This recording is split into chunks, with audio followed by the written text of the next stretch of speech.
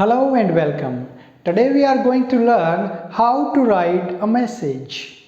It's a very important and easy topic. So what's a message? Message is a short piece of information that is written for someone to whom you are unable to speak.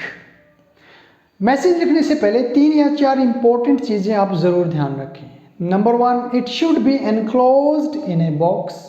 Number 2, words limit should not be more than 50 words. Number 3, it should be in a proper format. And number 4, it should be concise and up to or to the point. यानी कि to the point रखें, concise रखें. पहले हम इसके format के बारे में बात कर लेते हैं. सबसे पहले आपको ऊपर लिखना है मैसेज, वो भी कैपिटल लेटर्स में. लेफ्ट हैंड साइड में आपको लिखनी है डेट, राइट हैंड साइड में आपको लिखना है टाइम. इसके बाद आता है सैल्यूटेशन. जैसे कि मैसेज आपका फॉर्मल भी हो सकता है और इनफॉर्मल भी. सो अकॉर्डिंग टू क्वेश्चन आप यहाँ पर dear sir, dear madam, dear brother, dear sister, dear friend, dear father, dear mother, आप क्वेश्चन के मुताबिक ये चीज़ लिख लें. या फिर नाम से भी डियर मयंक, डियर सौरव, ये भी लिख सकते हैं आप. इंपॉर्टेंट बात आती है बॉडी और कंटेंट ऑफ द मैसेज. इसमें सपोज करो टेलीफोन पे आपको कोई मैसेज मिलता है, आपको वो लिखना है, तो क्या चीज़ें शामिल करोगे? हु कॉल्ड, कि फ़ोन किसने किया है, व्हाई कॉल्ड, और उसने क्यों किया है. कहने का मतलब है आपका मैसेज बिल्कुल क्लियर होना चाहिए ताकि पढ़ते ही समझ आ जाए कि मैसेज किस बारे में है. और सबसे नीचे आप लास्ट में नाम लिख दें. यहाँ पर हमने एक सैंपल लिया है जिसकी मदद से हम इसको सीखते हैं. टेलीफोनिक कॉन्वर्सेशन होता है मयंक और ज्योति के बीच में.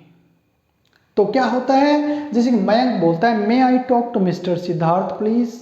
अदर एंड पर शायद उसकी माँ उठाती है तो कहती है I am sorry he is not at home, वो घर पर नहीं है. मैं कहता why didn't he come to school, आज वो स्कूल में क्यों नहीं आया. तो ज्योति कहती है he has gone to visit a relative, कि वो किसी रिलेटिव के पास मिलने के लिए गया है. मैं कहता will you please convey my message to him, क्या आप मुझे मेरा मैसेज उसको कन्वे कर देंगे. तो ज्योति कहती है व्हाट इज इट, वो क्या है.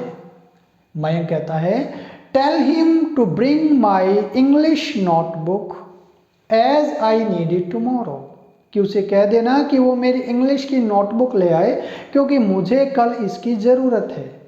ज्योति कहते हैं एनीथिंग एल्स, इसके अलावा और कुछ.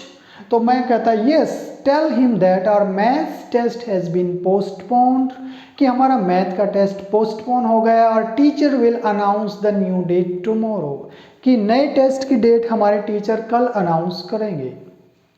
ज्योति कहते हैं आई विल टेल हिम, मैं उसे बता दूंगी. मैं कहता है थैंक यू.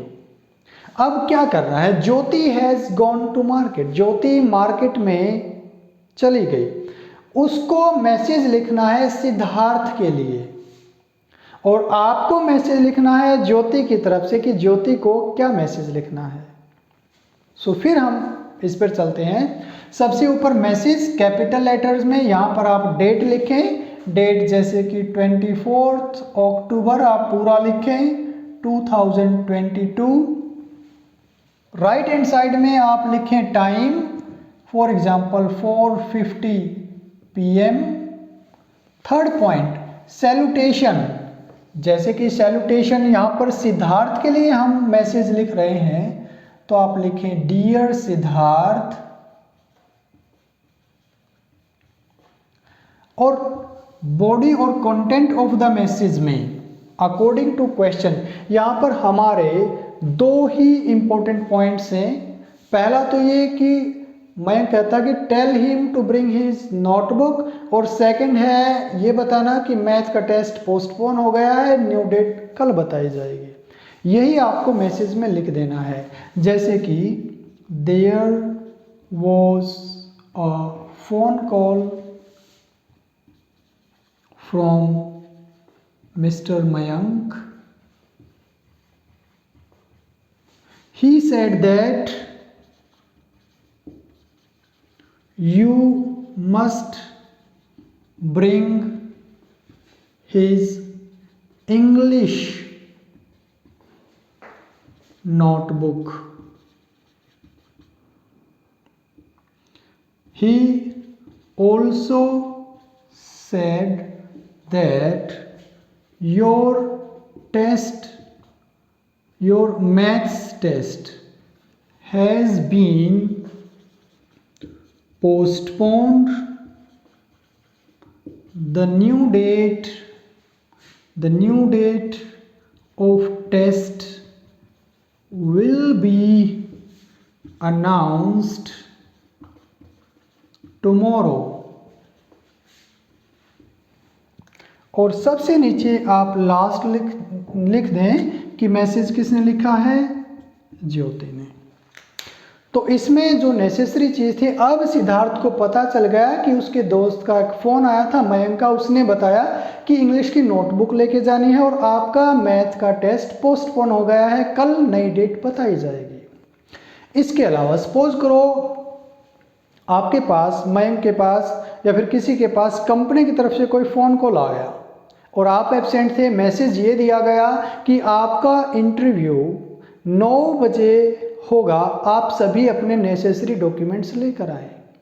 बाकी चीज़ें तो सेम ही रहेंगी, जैसे कि क्वेश्चन भी यही रहेगा आपका।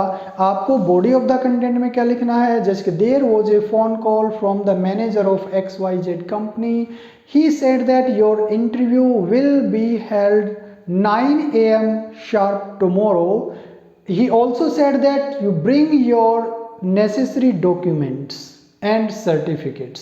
ये हो गया। सपोज करो आपके फ्रेंड का फ़ोन आ गया, आप एब्सेंट थे और उसने कहा कि जिसने फ़ोन रिसीव किया कि मेरा मैसेज कन्वे कर देना कि वो सुबह 8 बजे लोकल बस स्टैंड पर पहुंच जाए, उन्हें ज्वाइन कर ले ताकि वो ट्रेड फेयर में जा सकें।